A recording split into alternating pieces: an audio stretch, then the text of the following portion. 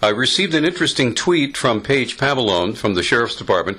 Paige, tell me what I saw on the photograph there that you got out of some teenager's vehicle.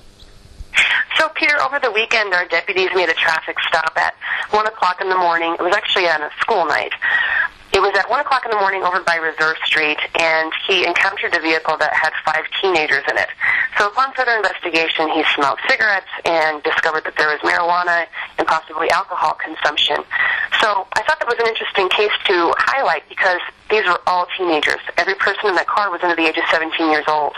And the images that were attached to the report included all kinds of drug paraphernalia. So it speaks to the larger question of, do our parents know what our kids are doing?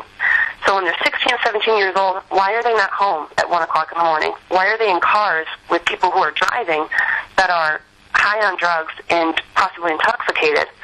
And we just need to, it speaks to the larger issue that we have to know where our kids are, who they're with, and what they're doing.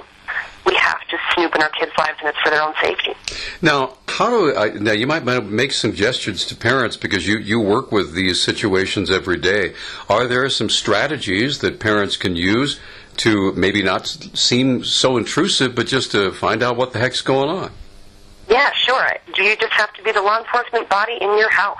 The mom and the dad, it's your responsibility to find out where your kids are going, and they're going to try to outsmart you.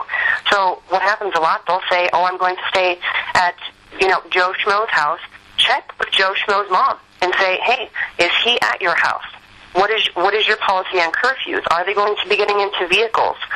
So a lot of times, I personally encounter traffic stops where there's 15-year-old girls, and when we contact their mothers or their dads, they have no idea that they're in the county adjacent to us with a car full of guys with alcohol and drugs. So we have to, as parents, follow up with what our kids are doing, verify the information, and don't let them be outsmarted, or don't let them outsmart us. We have to know where they are for their safety because we don't want your kid to be our next coroner call.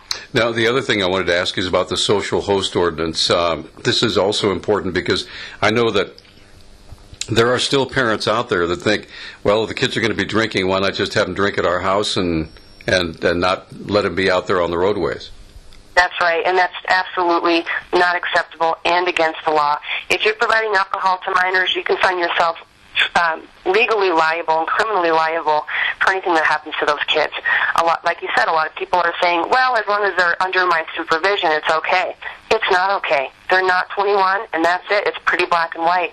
And parents that are found to be giving alcohol or intoxicants to children and to minors, they're going to be prosecuted to the fullest extent of the law.